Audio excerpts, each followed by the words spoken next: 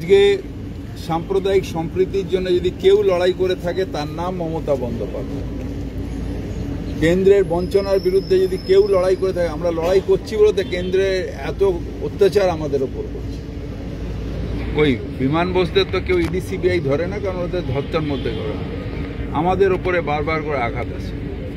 তার কারণ আমরা নাড়িয়ে দিতে পেরেছি।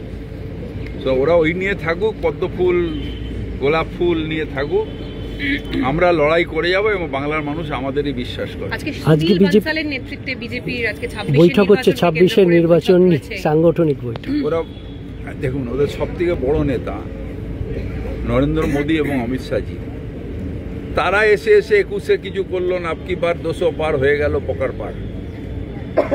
আলোচনা করবে, আলোচনা হবে, তারপর টায়ার্ড হয়ে যাবে, তারপর চলে যাবে।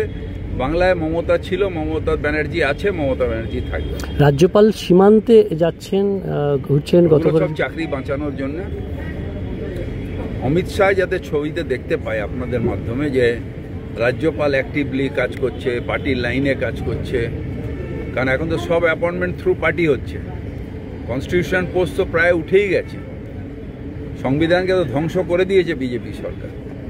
সেটা করছে, করুক। আমরা বাংলার মানুষকে নিয়ে জয় বাংলা বলে এগিয়ে যাব। দাদা, কালকে বৈঠক করেছেন বিভিন্ন কাউন্সিলরদের নিয়ে, এই যে এসআইআর নিয়ে বিএলওরা বৈঠক কালকে বলে দিয়েছি।